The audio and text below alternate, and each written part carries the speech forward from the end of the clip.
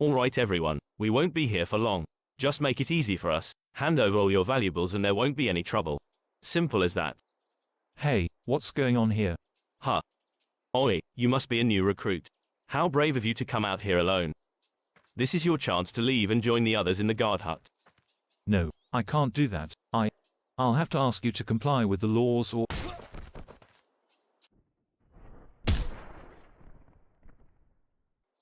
Okay, that's enough. Leave the kid alone and leave this town. Hey, buddy. We're just conducting a little bit of business. We're not trying to cause trouble. Let's talk. I want to tell you something.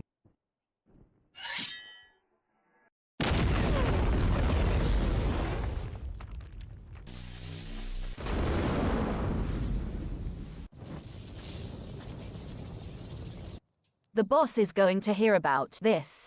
You'll regret interfering with us.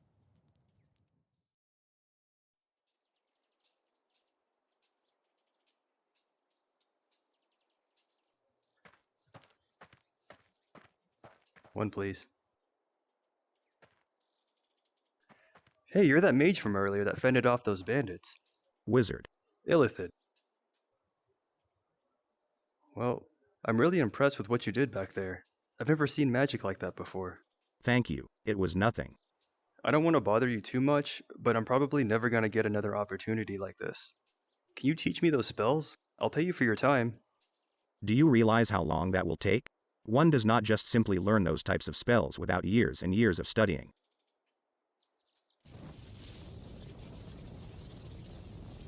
What? How? I don't know. I've always been able to do that. I know it's pretty basic, but it comes in handy. I see. You must be a sorcerer of some sort. In that case, it should not take as long as I suspected. I accept your offer and shall teach you the spells in exchange for gold. Yes! I will remain in this town until tomorrow morning. Let us meet this afternoon outside of town, next to the haystacks. I wonder when he'll get here. But while we're waiting... Hi and welcome back to Blade and Sorcery Mods. I am Illithid, and this is a series where I explore a number of mods and give my thoughts on them. I'll go over the main details and features of each mod, and how they affected my personal playing experience. As of today, the mods that are featured in this video have been updated and should be working on version 12.3, so kudos to the mod authors for the fast turnaround time. I also have an announcement in regard to the next episode, but I'll save that for the end of the video so we can get right into this episode. As usual, I'm playing the PC version on U12. All mods in this video can be found on Nexus Mods and are also linked in the video description. Oh hey, you're here. Who are you talking to? The viewers? But there isn't anyone else here. Okay, let's get started with those spells. Force Field Spell is our first spell mod today. Created by Oxy and uploaded by user Oxy Destroyer, the spell does exactly as the name implies. When activated, a protective force field is formed around your character and reflects enemy fireballs, arrows, and sends enemy characters straight into the ground at remarkable speeds. It's casted by pressing the trigger and maintained by holding it. Mana depletes over time while it's up though. As stated on the mod page, Force Field does not protect you against lightning spells, and in the comments it appears that it does not protect against projectiles from other mods either. The mod author said that they may update this mod to work with some of the bigger mods like Outer Rim and Firearms. Let's start by looking at some of the visual elements and the sound effects of this spell. Its icon on the spell wheel looks like the standard icon but in dark blue, and it uses the same orb animation as the gravity spell. The force field appears instantly and has an abstract pattern that rotates around you when casted. If you look carefully, you can see a second spherical layer on the inside that gives it the appearance of a soap bubble from the outside. This spell also has custom sounds. The activation and deactivation sounds make me think of a bubble forming and popping. But the sound it plays while it's active sounds like a wobbling sheet of metal.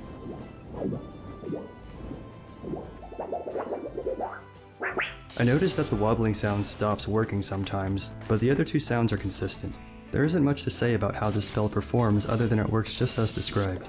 You can use it with one hand, or you can use it with both hands. If you cast it with both hands, all effects are doubled. Things are reflected with twice the amount of force, mana depletion is doubled, the opacity of the force field increases just a bit, and the sound effects are played from both instances of the spell. You can also use other spells or long reach weapons from the inside to attack enemies too if you wanted.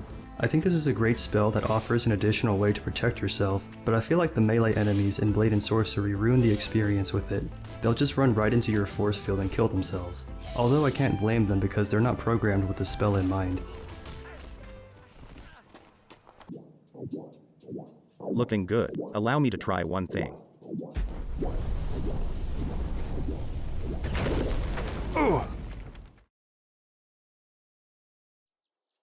Oh, what happened? Sorry, I got carried away. Beginners normally cannot even maintain a force field for more than a few seconds. Yours looked quite stable, so I thought I would test it. Consider me impressed. Thank you, I guess. So what's next? Thunderbolt. And this will be your target. Ladies and gentlemen, what I have for you here is a must-have spell mod. This is Thunderbolt. Well, actually, the spell should be called Lightning Bolt. Thunder is the sound that lightning makes, whereas lightning is the... As I was saying, this is Thunderbolt by Genix106. This spell lets you cast a lightning strike straight from your hand. It also has a merge ability and staff imbue abilities as well. The spell icon resembles a lightning bolt on your spell wheel. The charging effect is the same as the in-game lightning spell, with the addition of the electricity that runs down your arm and into your pocket? Similar thing with the merged version, but the additional electricity effect is seen all over your body. What I think is cool is whenever you hit an enemy with it, it leaves a good sized scorch mark that resembles getting struck by lightning. It uses a few different sound effects, but I wish there were different sounds for the merge spell. Thunderbolt does have in-game customization settings that let you adjust the various damage values, the max distance, and how far the chain lightning from the merge spell can reach. The default damage is set to 25, but I like having it somewhere between 50 and 100. To me, it makes more sense to down an enemy in 1 or 2 shots given the effort it takes to aim it, and the associated effects make it seem like it should be so much stronger. You can also disarm an enemy and send their weapon flying with this spell. How far their weapon flies is dependent on the force setting. To cast Lightning Bolt, you need to charge it for a second, and then release the trigger while moving your hand in a direction. You don't need to move your hand very far to fire it, but I prefer to extend my arm out because it makes me feel like a badass mage. Using this spell does have a little bit of a learning curve for aiming it. The bolt originates from the orb and fires straight in the direction that your hand is moving whenever you release the trigger. You have to be really precise when casting it normally, but the merged version does offer some leniency from the chain lightning that can spread to your enemies. After playing with it for a bit, I found that there were 2 ways that you could potentially kill yourself with this spell. The first way is to zap yourself with it. It doesn't happen very often, but it is possible, so keep that in mind whenever you're setting the spell damage. And the second way is if you run while charging the merge spell. Wait, what just happened? For some reason, if you do the running motion with your arms, it thinks that you're firing it, and it always seems to fire backwards right into you.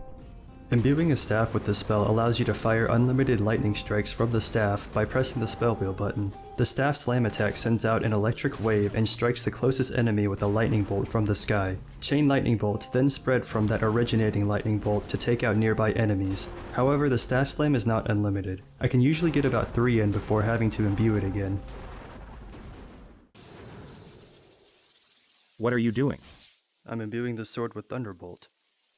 Why are you doing it in such a crude manner? Might I suggest that you channel the magic directly into the weapon instead of concentrating it into your hand, and then slowly transferring it? Here, watch.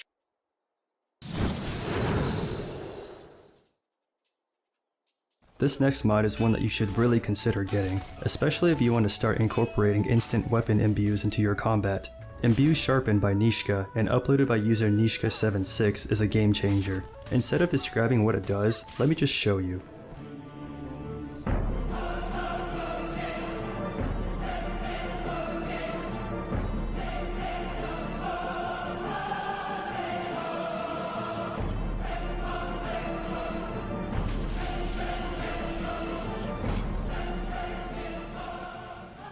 Cool, huh? Using this spell is super simple. Select the spell that you want to imbue with the hand that you intend on holding the weapon with. For example, I hold my weapons with my right hand, so I'm going to select the spell with my right hand. Then when you want to imbue, hold the spell wheel button on the weapon hand, and then use your other hand to swipe the weapon. You can also do it with 2 weapons at the same time, but you need to have spells selected on each hand first. Then simply hold the spell wheel button on both hands and slide the weapons against each other. You can do this with any item that's imbuable. The caveat is that there seems to be a speed threshold that you must meet to activate it. As you can see in this example, the maul is too heavy and slow. But if I move the saber instead, it activates. When you imbue an item with this method, it imbues the entire thing, handles included. For some reason, you can't overwrite the lightning and gravity imbues on the handle. It can result in some pretty cool effects, but it could be an issue if you're determined to have a uniform imbuement of the weapon. One thing that caused me a bit of confusion at first was changing imbuements for tier 1 and tier 2 weapons. For comparison, let's look at the tier 3 and 4 weapons first. You swipe once, it takes away the current imbuement, then you swipe again and it applies the new one. Pretty straightforward. However, with the tier 1 and 2 weapons, you swipe once, it takes away half the current imbuement. You swipe again, it switches straight to the new imbuement. But now if I decide to change it again and swipe it a third time, what? Then it removes all imbuements. In the end, you're still swiping twice to change the imbuement, so I wouldn't consider it something to complain about too much. With those minor things aside, this is an exceptional mod that I highly recommend getting. Oh man, this is so cool! Well, there you go. The last spell I have for you is called Explosion. To do this, concentrate your magic into a very small ball in your hand, and then, just let it go. All that stored power should result in an explosion. That sounds pretty simple. Let's give it a go. Whoa! Our next mod is Explosion Spell, also by Genix106. This spell creates an explosion at the palm of your hand. It's easily identified on the spell wheel by its custom icon that looks like, well, an explosion. What's great about this one is that not only can you explode your enemies and set them on fire, but the pushback allows you to maneuver through the air. Oh, and did I mention you can cast it while grabbing your enemy to completely decimate them? NANI?! This mod does not have in-game configuration settings, but there are many settings that you can adjust in the JSON file found inside the spells subfolder inside the mod folder. Based on the mod description and the default configuration, it seems like the mod author was more interested in the mobility and grab explosion aspects of this spell. In fact, the explosion itself actually doesn't do any damage at all by default. I made quite a few changes to fit my playstyle and ended up making two different presets that I use, one for mobility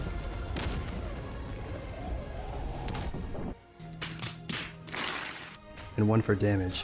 One thing that I would recommend that everyone change is the explosion effect auto-scaling and scale values to help with performance. Since the explosion happens at your palm, the effect can potentially cause lag with how close you are to it.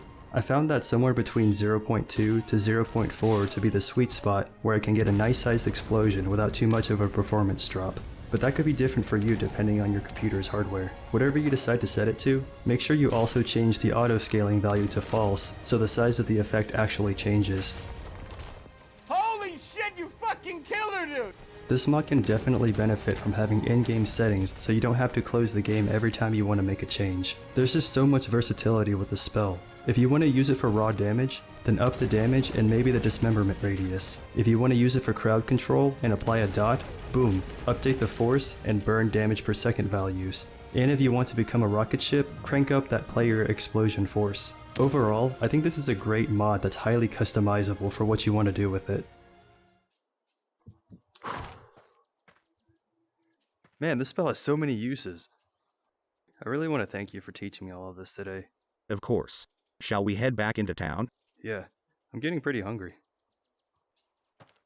What, you didn't want to teleport us back? Can't cast on an empty stomach. Touché.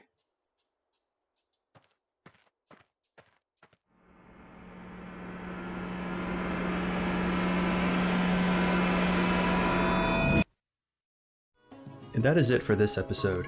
I hope you'll tune in for the next one to see how the story plays out. So a quick word about the next episode. The next episode will probably not be done until 3 weeks from now, which will be August 26th. I normally upload every other week, but I'm going out of town soon, so I won't have as much time as I normally do to work on it. I still might upload something on the 19th though.